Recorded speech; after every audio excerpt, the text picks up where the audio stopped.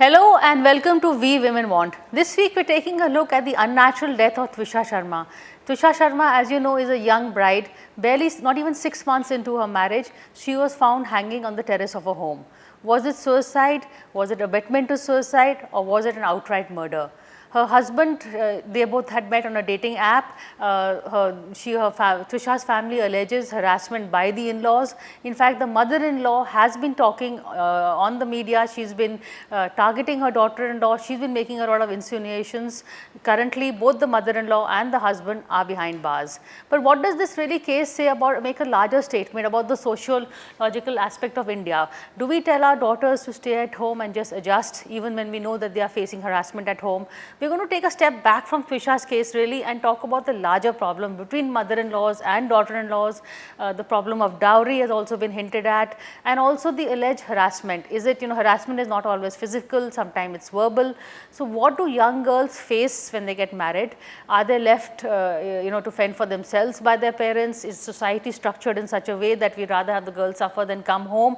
And also, do some girls misuse the law? Because every knife cuts both ways. So there are also cases where the men claim that they've been harassed by the wives, and because it fits the stereotype that the daughter-in-law is being harassed, is that always the case? That's something we're going to be discussing today on the show. I have with me Dr. Farah Kidwai. She's a former DRDO psychologist and she's now a life coach. Dr. Alka Dahar, she's a founder and managing partner of Law Offices of India. And I have with me Srivani Mishra Sadhu. She's a psychologist and a couples therapist. Alka, I'll begin with you first. Where did really the law stand, and what do you make of Twisha's case? I think Twisha's case exposes a larger societal fault. Now, that is only after the tragedy strikes. It's only then an abused woman is heard. I mean, we've seen this day in and day out. I mean, hers is not the first case, and I don't think, unfortunately, it's going to be the last one. But the fact is, like the Solicitor General himself said these words in the court, and it has struck a chord across the country, and which is that it's better to have a divorced daughter than to have a dead daughter. Nice. And I think that makes sense, because I think now the society has changed. People are more independent, and I think what this case tells us is, first of all, that we don't have to be scared of what the neighbors are telling us. Now we have all moved on and everybody's independent. If an abuse is taking place, I think it's not only the society, but it's also incumbent upon the woman to walk out. We don't have to suffer in silence. I think it's a mentality. I think it's an empowerment of women. It's a lot of variables put together, which leads to a mindset such as this. And it also is because Twisha's case is a bit different in the way, is because both the mother-in-law and the husband are from a law fraternity. So maybe because of that, it has taken a little more, let's say, aggressive tone on the public media. Like we say, the media trial goes on much earlier than actual judicial trial starts. So that is also something, because we all need to understand is that it's still sub judice. The evidence, we are not privy to the evidence. So for us to make statements such as this should happen and that should happen, I think is a bit premature and should not be done, in my opinion at least. But you saw the mother-in-law, she started setting the case, setting the narrative before her son surrendered. So that was also, she was also playing the media. Yeah, but that we've seen for it backfired, but... Yes, it did backfire. Her anticipatory bail got cancelled. That did happen, but I think we also need to understand is under Article 21, it's a life to dignity. Even after a person passes on, the reputation passes on to his family or her family. So we have to be a bit more careful about, like the courts have repeatedly held, that even after a person passes on, a dead body also needs to be disposed with dignity. Correct. Right? And therefore, because a dead woman or a man is not there to defend, so we have to be very fair. The investigations, these stories have to be built not on a narrative, but on the truth. Right? The narratives of each case is not going to build it, and the truth is not built on emotions. It's built on evidence. So we have to keep that in mind before we gather on and give our opinions on it. But we are living in a world of narrative building and media trials. Unfortunately, yes. But Farah, coming to you, for instance, I don't know if you're following, like for Twisha's case, she was independent financially, and her family also was pretty progressive and supportive, but yet she didn't walk out. So the mindset of some girls, she says a divorced daughter is better than a dead daughter, but a lot of people don't really think that way, young girls themselves. Well, I'll say there's a very difference of opinion and the approach among the young lot. Present generation doesn't really know what exactly they want. They have lost focus somewhere. Now we have, as far as Twisha's case is concerned, we have educated her, we have empowered her, but what about the society? The parents' belief system and the expectation of the society remained the same. I think this was a little too much for a Twisha to do it, because once when she is on her own, independent, I'm not blaming her, I'm not aware of the conditions that she was living in, but before, means we all send some signals. Red flags, we all get it. Why didn't she walk out? Why was she waiting for her parents to take her out? Why was she waiting for the mother-in-law and the husband to reach to that level? Means she could have, what would have happened had she walked out earlier? At least her life would have been saved. As she said, society will say something, but for how long? Now the society is gradually changing, but their value systems have not changed so much to approve such decisions immediately, but they accept it gradually.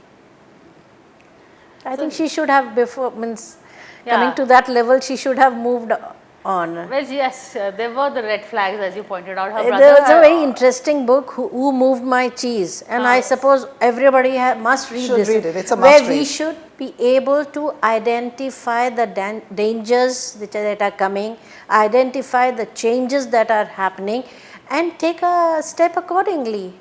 Good point, and you must be seeing this in a lot of couples therapy also. You see the red flags, as she said, Farah said, but a lot of people still feel, you feel that everything will work out. It is also a big step to take, walking out of a marriage.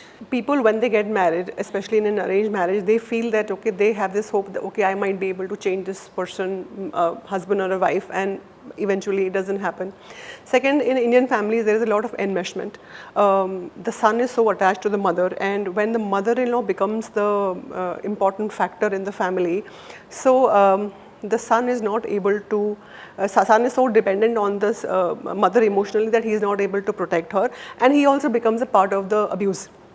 Second, there is still a lot of pressure on Indian girls, especially who are even working, from the parent side, that no, you can't leave this marriage, and plus financial health is also to be considered, and I feel there's a sense of shame for women, at least, that I can't have the tag of a divorcee on my papers. What will the society think? I couldn't handle this marriage. There are so many times when I tell my female clients that, why are you in this marriage? No, one day he will change, one day he will change, and that by the time you realize, your youth is already gone. And does it work the other way around also? Yes, what I is think. the attitude of the guys? I think guys are also becoming progressive. Yes, I agree. But with women being empowered, there is also a sense of being brash and entitled at the same time. I've seen men conceding sometimes more than the women, and they also gaslight. They also are abusers. They also do a lot of things like men do to women. But unfortunately, law for men is not very strong in India, especially. I think they both engage in abusive behaviors. So if you engage in toxic behaviors, the marriage is not going to be healthy anyhow. I agree with you. But she made a good point about the law also, but see, Alka, this falls within 6 months of marriage. So already this needle of suspicion is there on the in-laws. There is also, the media narrative that you spoke about. Unfortunately, this is how it works, See, the mother-in-law didn't come across, and she did herself no favors. No, absolutely rightly so. But see, each case is different. Each case is different. The evidence is different. So for us to form our opinions on it, yes, we are entitled to. Yes, we are entitled to discuss what's happening in society, because democracy, that's how it moves forward. I understand that. But I think the narrative and the story should not be man or a husband versus a wife, or a wife versus a husband. It should be justice versus injustice. I think that is the only way we'll be able to do justice to a case. Like, for example, there was that honeymoon case, it happened. So it was the wife who was the perpetrator. She was the accused. So the narrative then built around the wife. I don't think it should be gender versus another gender. It should be how the judicial system is working. The evidence, it has to be what we are entitled to, I think, as a part of Article 21 too. Because Article 21 says dignity, a life of dignity. But that should also be passed on after we pass on the right to my reputation, because my family is going to inherit that from me. Yeah. So what we have to look for is a fair, judicial, effective investigation and a fair trial. That, I think, will take care of everything, and I think that's the touchstone of justice. No, very well put, I think. But I'm sorry, going back to the Twisha case, because that is the peg of the moment. There was this conversation between the mother-in-law and the daughter-in-law, where she asked Giribala Singh, who's the mother-in-law, asked Twisha that she accused her of her past affairs, and she says, will you continue having affairs now also, or will you be faithful to my son? And she even hinted that there was a she aborted a child. She said, I'm going to get the fetus tested, it wasn't my son's child. Should the mother-in-law be having this conversation with the daughter-in-law? Isn't this between the husband and the wife? Even if the point here is that though she was a judge, so-called educated, independent, modern lady, but her values were of 60s. She behaved more like the society used to behave in the 60s. And as a result, again I am coming to the same point. We expect that our daughter-in-law should tick all the boxes. She should be good looking, from a good family, career, independent, everything. But have we created that environment where an independent, educated girl can have her own choice, have a right of making decisions? So the problem is, if you are empowering girl, please educate the society. It is the attitude which needs to change. Attitude is again the negative.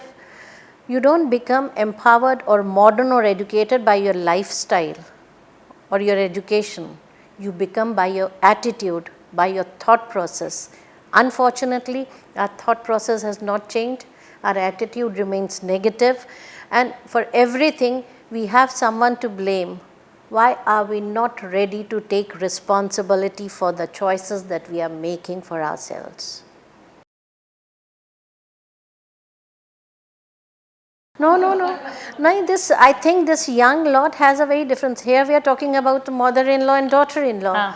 Do you remember in one of the shows, there was a young lady, nothing against her, but her statement also you can say mirrored the views of the young generation. She said, when I live away from my parents, I pay rent, but when I live with my parents, I pay with my mental health.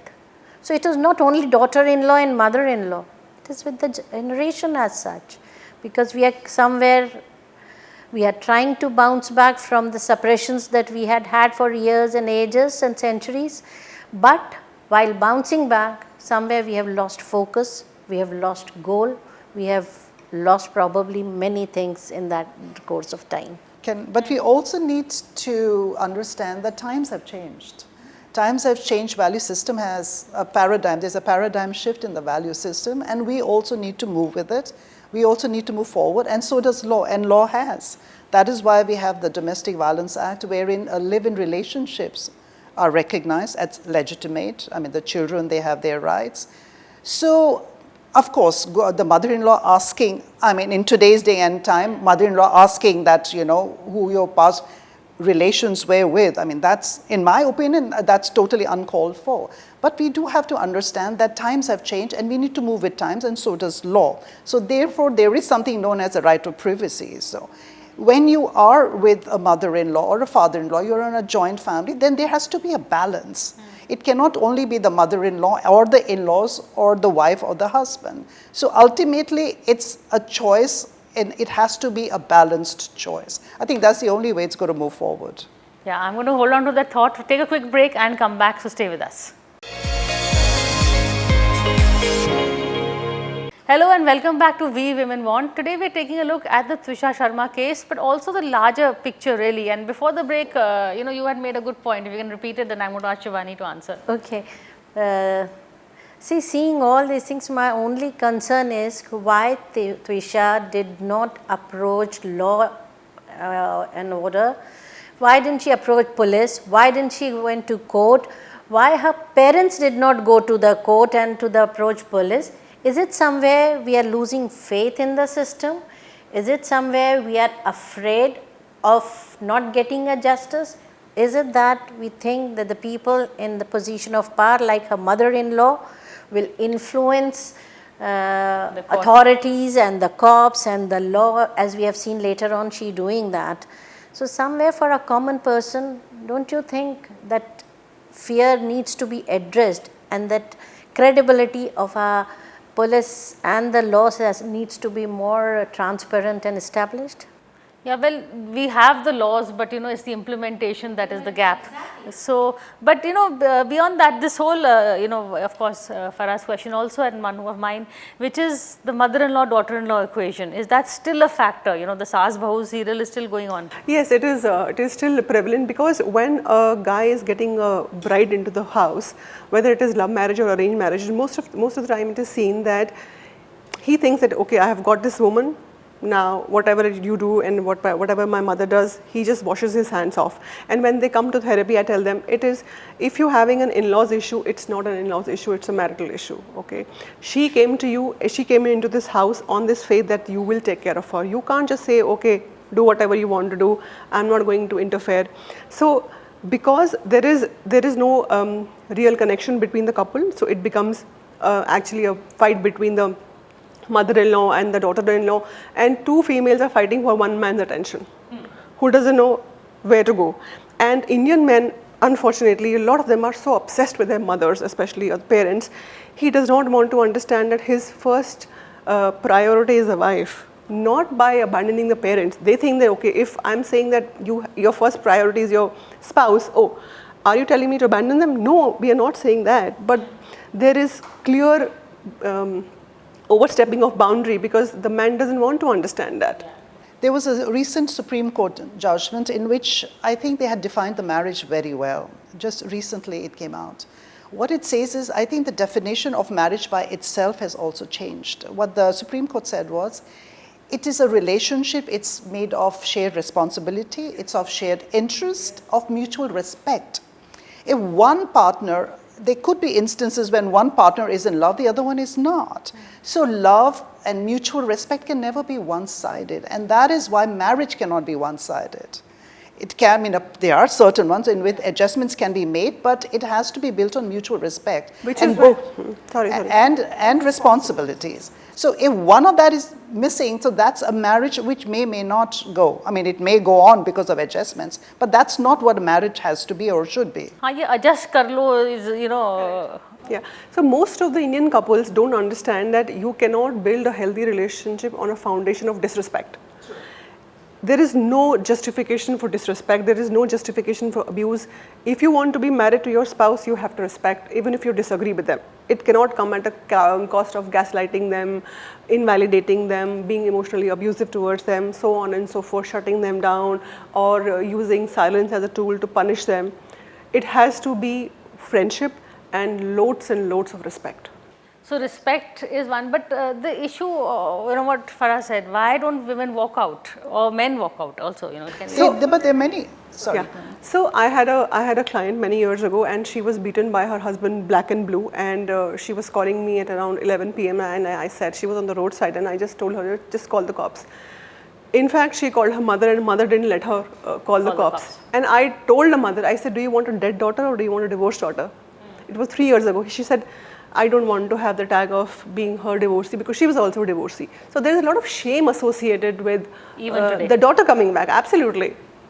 So it's, and also I guess a lot needs to be done with the police and society needs to evolve. We are trying to bring change in the girls, in the boys, and everything. You made a point that why don't we straight away call up the police? Exactly. Now that's a very pertinent point. And the point, faith somewhere and the trust that we are losing in our I think the institution, the police, and everybody's trying to do what they can do, but I think a lot of it needs to be changed, and a lot of it needs to be pushed forward. Because I think if, for example, if a daughter is being beaten black and blue, the first reaction should be, as an educated woman, is to call the police. And if she didn't do that, that means there's something majorly lacking in the system. The credibility. And the but credibility. also the society, a lot of people don't want to walk out as this case is the society. I've seen in the educated, means like Twisha's parents itself.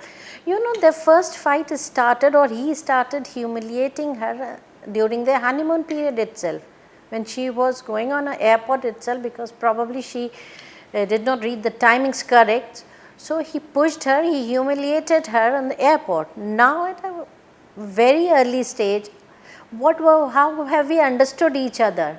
The courtship that we are talking about, the dating that we are talking about, and all rosy pictures that people develop before marriage, I don't know how everything changes after marriage.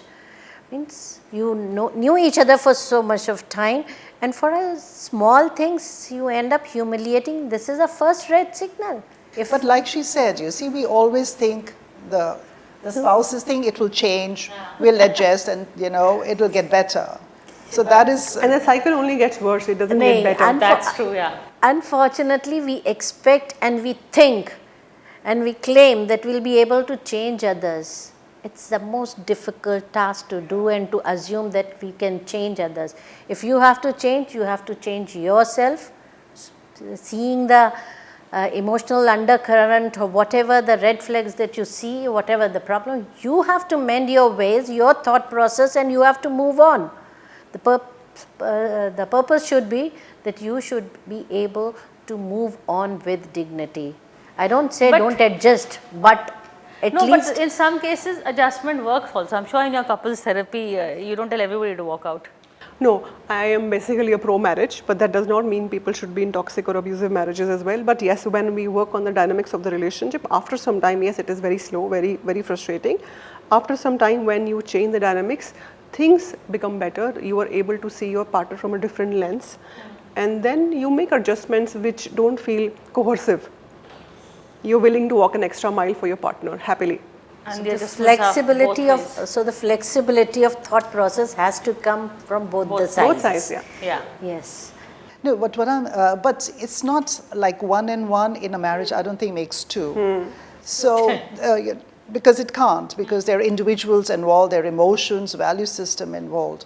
So as a lawyer, what I feel is that a judicial system, the credibility and the faith and the trust in the judiciary has to be improved. We are, because I've been a part of it like for many, many years, I do know that we are doing what can be done, but I think there is scope for a lot of improvement. We should have that much of faith and trust in our judicial system, in the police force, that if something happens, I know if I call up, yes, they're going to do justice. But I think when that's you're the daughter-in-law of a judge, famous. Yes, and that is why it did, and that's why the Supreme Court, suo motu, it took cognizance and transferred it to CBI. Yes, that was certainly a factor there, and that's why it happened, and rightly so. So end of the day, I think have trust in your institutions, and you can always walk out, because the world outside, no matter what, will always be better than the world within, which is only taking you up to the terrace at the end of the day.